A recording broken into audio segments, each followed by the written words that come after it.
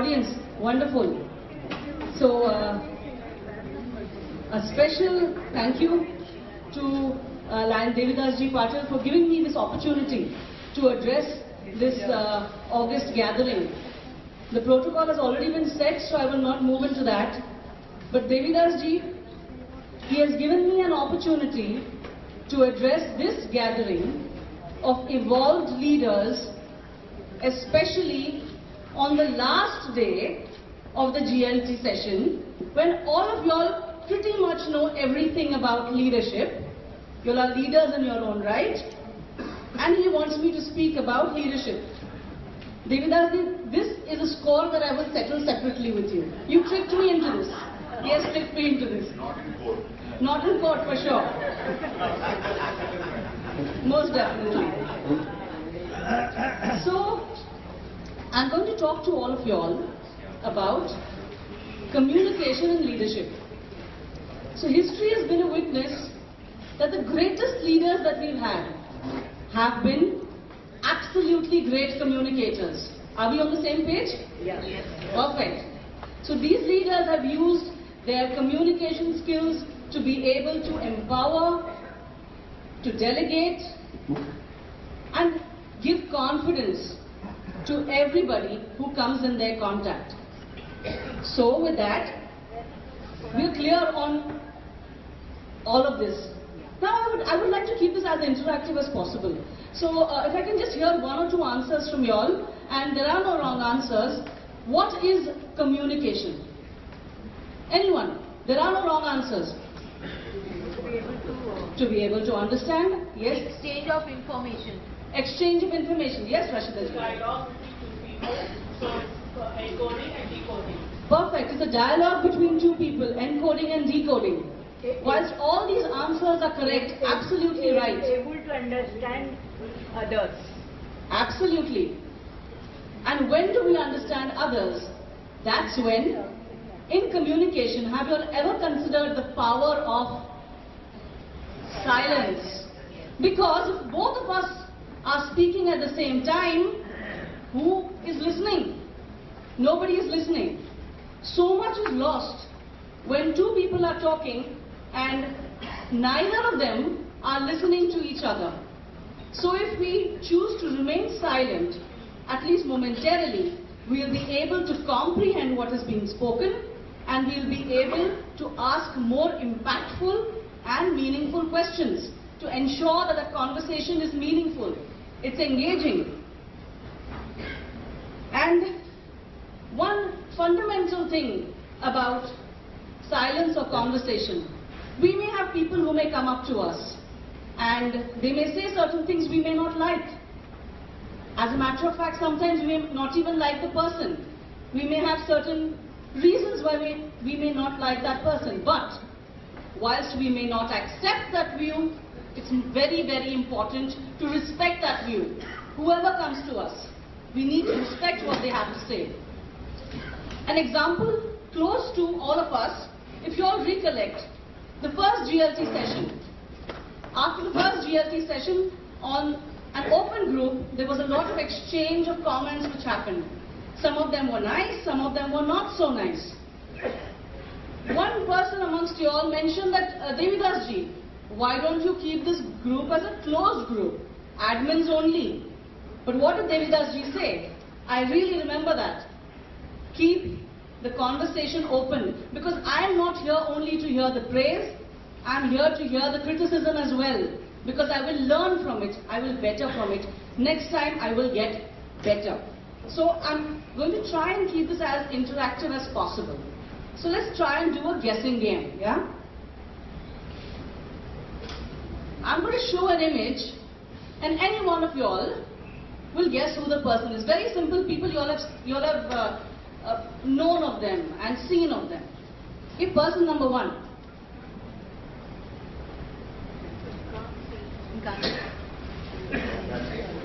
Perfect.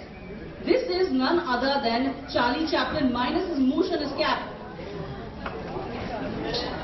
Charlie Chaplin. And he was one person, a comedian. He didn't speak a word, but He could make us cry, he could make us laugh. And how did he do that? If communication is all about speaking. Absolutely. We learned from the gestures, facial expressions, body language.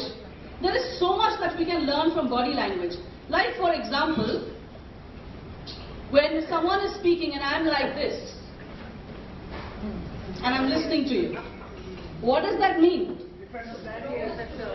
Absolutely, it means I'm defensive, I'm closed, I'm not open to suggestion. Another thing, if I'm talking to someone, or if someone comes and talks to me, and I'm like, if I don't give firm eye contact, I am ignoring the person. I have already formed an opinion about the person, about the topic. I've already made up my response, and now this is just a face-saving activity where I'm just, okay, I have to listen to this. Another thing, body language is a topic which is very close to my heart. I can go on about it till the cows come home, but just one last example. When we meet people, we give them a handshake. The word is handshake. Invariably, people give a handshake. It's not firm. Absolutely, a handshake has to be a full handshake with all your might. That shows integrity, it shows interest, it shows happiness to meet that opposite person. So, that's another important thing. Moving on to the next. You all will not take time to guess this one. Oprah Winfrey. Absolutely, Oprah Winfrey. What do we know about Oprah Winfrey? Oprah Winfrey was the first black American talk show speaker. First one in an all-white country. She was a black speaker. Her talk show went on for 25 years, quarter of a century. And why did that happen? There were other ladies who were inspired, white ladies, black ladies, who were inspired to have talk shows. But their talk show did not last as much or did not gain as much popularity. Do we know why? The one thing that set her apart from the others, Deepak Gurnani just touched on the topic. Empathy. If you all noticed, and a little bit of body language here as well, whenever she spoke or whenever she listened, she showed intent to listen. She gave eye contact, she showed compassion. She did not sit back in her seat, she moved on ahead. Moving ahead when someone is talking to you shows that you are interested. That's a very important form of communication. I'm interested in what you're trying to say. I want to know what you're trying to say. Next.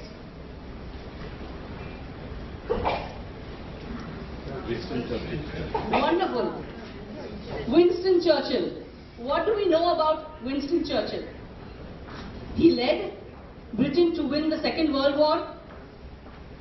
He was Prime Minister of Britain for 2 consecutive terms. A very trusted aide of the Queen of England. Other than that, what do we know about him? Conservative Party leader perhaps? Good politician. Good politician. An extremely effective communicator. He's had a lot of speeches, lots of quotes. You all can Google them, they're all over the place.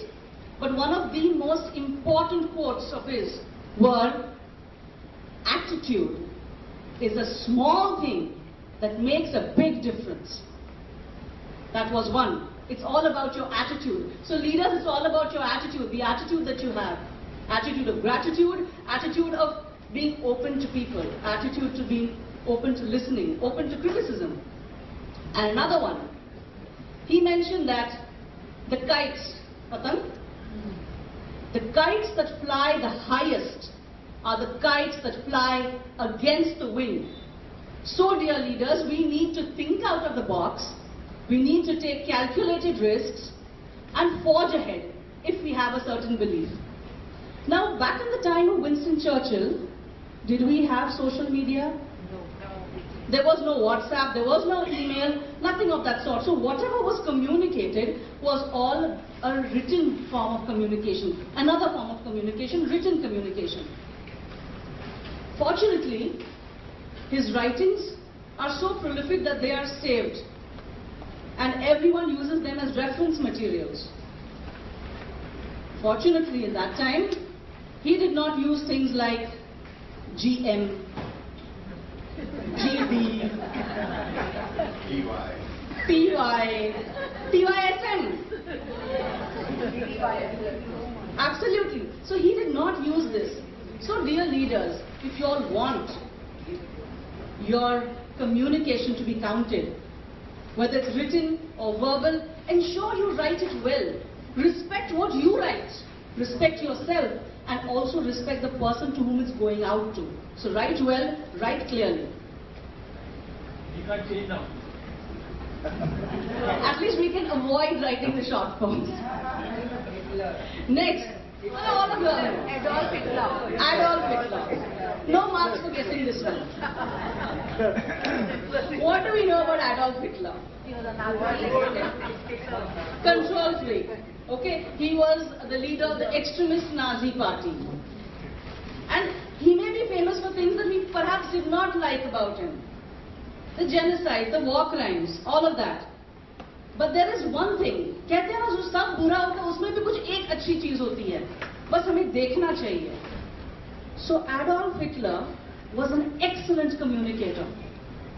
He led the extremist party, and when he got into the extremist party, there weren't many people. He did not have very many followers. But the manner in which he spoke, the extremist party had an exponential growth. Rocketing growth. And what happened? The power of his speech made people want to even sacrifice their life for him. They went to war for him. They took the bullet for him.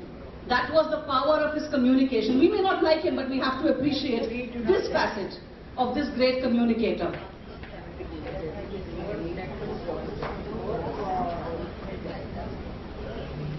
Anyone?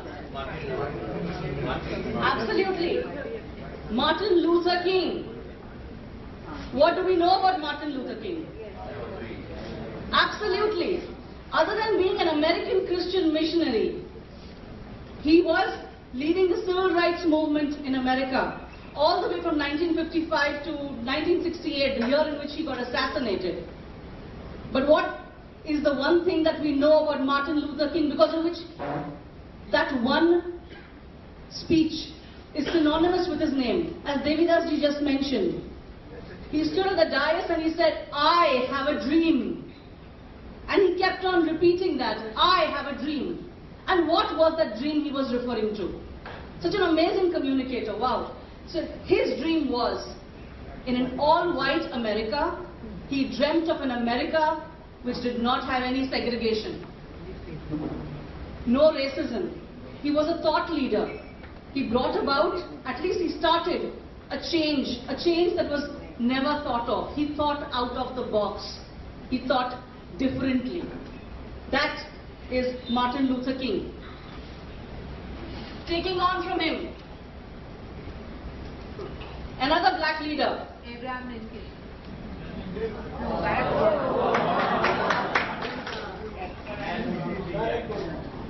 When he started off, perhaps he was not very popular, not very famous, because he was the first American black president. The 44th American president was a black man. Not very easily accepted. He brought about a change where a white society could see a white man, a black man leading a black society. And what did he say in his victory speech? All of you all know it. We can. Yes, we can. Yes, we can. Such a powerful thing. And he kept on repeating it. Yes, we can. The gentleman who wrote the speech, John Favreau, Obama didn't write that speech. John Favreau wrote that speech, and none of us know who John Favreau is. Because it was Barack Obama who kept saying, yes, we can. The power is we, us. It's never about I, me.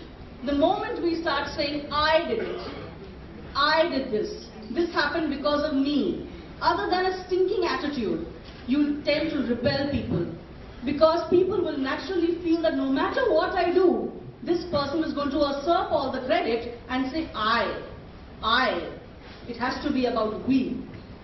on further about we, the next gentleman, everybody in the audience knows. I heard on the our immediate past international president, Brian Shinn. What was his slogan? Together we can. We can. Again, he emphasized on the power of we. Together. He did not speak about I. So the moment we replace the I by the we in our communication, we'll instantly have people who would be willing to help us. They would want us to be their leader because they know that this is the person who will share the credit. Closer to home, where is Ajay ji? Oh, there. Ajay ji. Is it Ajay? Is it just Vasudhaiva Kutumbakam? No. It's Team Ajay. What does team stand for? A group of people who are willing to help and make that dream possible. So it's Team Ajay. Together we can. Absolutely, we serve. Next person. Bill Clinton, yes. Bill Clinton.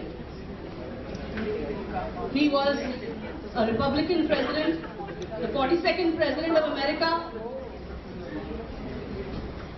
What was his full name? Anyone? Just Bill Clinton. other than that, he was known as Bill Clinton. John Kennedy. William Jefferson Clinton. That was his full name.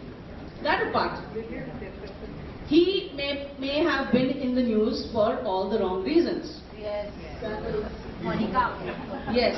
Let's not delve into that. Like I said, किसी की बुराई है तो उसमें time मत गुजारो. Think of one thing nice that he did. Deepak Burani ji was just here and he mentioned about a leader should be able to say, accept his mistake.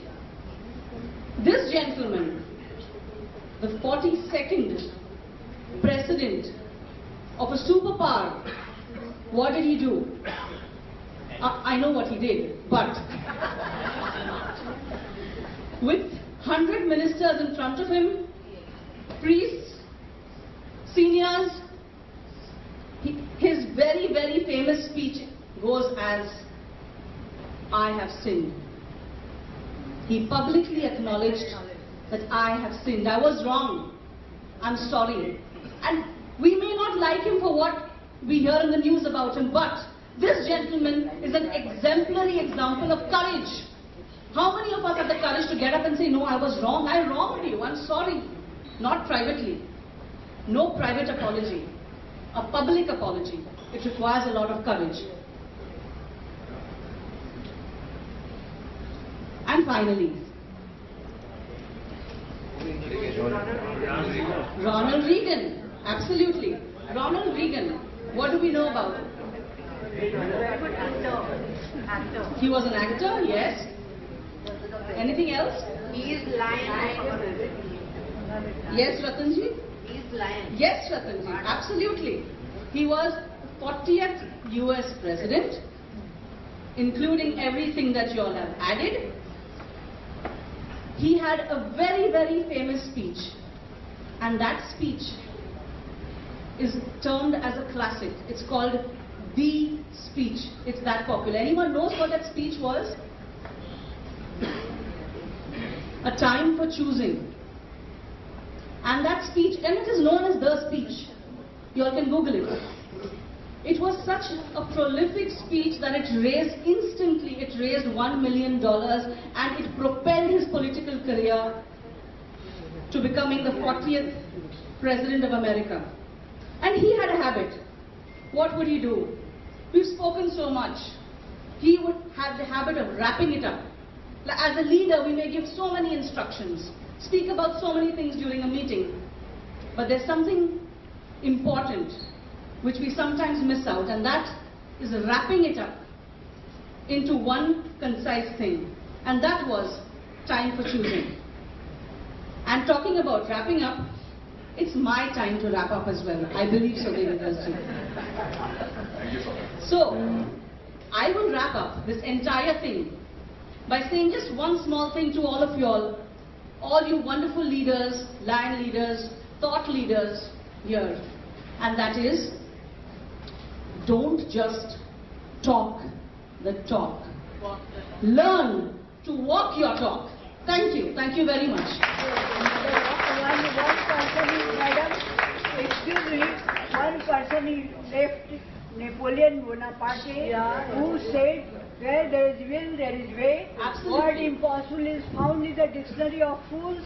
और अपने घोड़े को, अपने सैनिक को बोलता था, ये पहाड़ को पार कर जाओ, where there is will, there is will, ये समुद्र को पार कर जाओ, You are absolutely और right. करता था. I would have loved You are to. the greatest I would have leader loved to have of the world. included him. I'm a stickler for history. I would have loved to include him, but I have paucity of time. Devidas ji categorically told me you have 10 minutes and no more than that. So, thank you.